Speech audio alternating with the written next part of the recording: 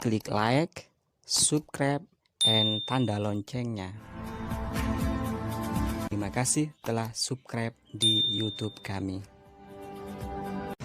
Bismillahirrahmanirrahim. Assalamualaikum warahmatullahi wabarakatuh. Halo sahabat YouTube yang kami cinta sayangi.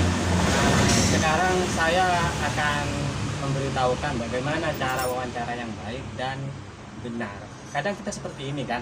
Ketika kita melakukan wawancara kepada seseorang, ketika kita nyampe pada tempatnya, ketika kita ada di depan orang tersebut, kadang kita lupa apa yang mau kita tanyakan, seperti itu ya. Kadang kita lupa juga ketika nyampe di sana, terus saya mau ngapain? Timbul tanya besar. Saya akan mengupas tuntas tentang wawancara yang baik dan benar. Terkadang kita kan seperti ini lagi. Ketika nyampe ingin wawancara, si narasumber yang ingin menyampaikannya tidak memberikan jawaban secara aktual. Itu penyebabnya apa? Ya, dia malas menjawabnya. Itu penyebabnya apa? Itu faktornya. Sekarang saya akan mengupas tuntas bagaimana cara wawancara yang baik dan benar. Namun sebelumnya jangan lupa klik like and subscribe video saya gratis.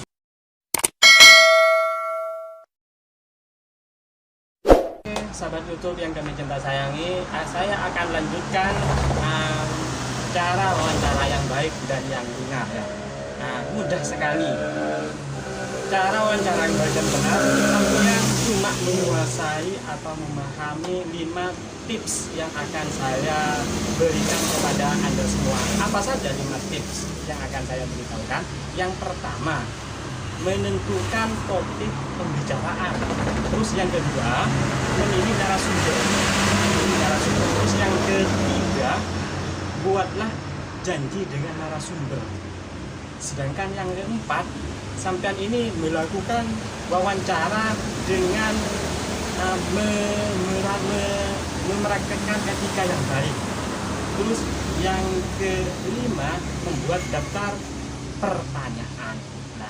Oke, itu 5 tips cara wawancara yang baik dan yang benar. Saya akan menjelaskan satu persatu 5 tips wawancara yang baik dan yang benar tersebut biar sampean lebih memahami dan mengerti apa yang akan saya kupas tuntas tentang wawancara yang baik dan yang benar. Jangan lupa klik like, subscribe, dan di video saya ini di bawah ini ya. Oke, saya akan kupas yang pertama. Yang pertama itu menentukan topik pembicaraan. Maksudnya bagaimana kita sebelum wawancara kita harus menentukan topik apa yang akan kita bicarakan. Jadi harus ada gambaran. Semisal kita akan berbicara tentang kebakaran. Itu topik sebuah wawancara. Kita jangan melenceng kemana-mana. Kita akan bahas tentang kebakaran seperti itu.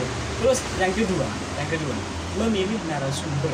Maksudnya memilih narasumber bagaimana? Kita harus memilih seseorang yang ahli di bidang tersebut, atau seseorang yang menguasai bidang tersebut, atau yang mengetahui tentang permasalahan tersebut, narasumber itu.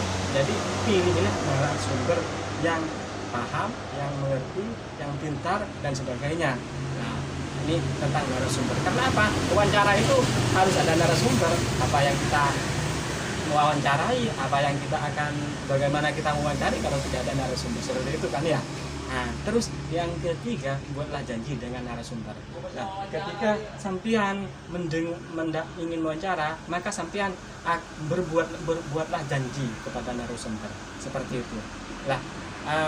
Jadi ketika kita sudah membuat janji kepada narasumber, misal Pak minta tolong, bisa tidak kita ketemuan, saya ingin mewawancara Bapak hari sekian.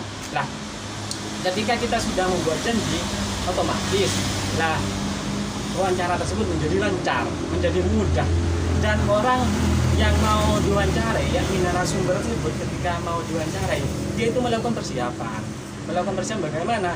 Yaitu mandi, tampan orangnya seperti itu, dan materinya juga lengkap seperti itu. Jadi sama-sama enak, sama-sama didapatkan seperti itu. Nah, terus yang ketiga, barusan yang ketiga membuatlah janji dan narasumber. Terus yang keempat sekarang melakukan wawancara dengan memamerkan etika yang baik, yakni menggunakan etika yang baik. Nah, ketika sampean mewawancara seseorang, sampean harus beretika yang baik, berakhlak yang baik. Ketika bertanya, ketika ada di depannya, kita itu harus merendahkan diri. Suatu contoh, ketika kita ingin membahas atau wawancara tentang kehilangan atau pencurian. Nah, Bapak, mohon maaf Bapak, saya ingin bertanya, bolehkah Bapak? Itu secara sopan, minta tolong Bapak untuk menjelaskan bagaimana kronologis dari kehilangan sepeda motornya Bapak, suatu contoh seperti itu. Nah, kita secara sopan, saya tanya seperti Pak, bagaimana kronologis, kok bisa ini. Jadi orang yang akan menjawab, yang menjelaskan kalau bentak-bentak, jadi kurang efisien, ya nanti hasilnya kurang akurat seperti itu. Terus yang kelima, yang terakhir, sampean membuat daftar pertanyaan. Apa maksudnya membuat daftar pertanyaan? Sampean harus membuat daftar pertanyaan yang mana membuat singkatan pertanyaan seperti itu. Apa contoh dari membuat daftar pertanyaan? Sampean harus menguasai 5W plus 1H. Apa 5W plus 1H itu? What, who, when, where, why. Nah, itu dalam bahasa Inggrisnya. Plus how. Artinya bagaimana? Kalau what itu apa? Contohnya dari pertanyaan tersebut, what apa? Pertama apa? What apa yang terjadi? Terus why? Terus who siapa yang melakukannya? Suatu contoh ini ya. Terus when, yang ketiga when, kapan kejadian tersebut. Yang keempat where, di mana lokasi kejadian tersebut. Terus yang kelima why, mengapa terjadi hal yang demikian. Terus yang terakhir how, bagaimana kronologis dari kejadian tersebut. Itu pertanyaan besar 5W plus 1H yang harus sampean tanam.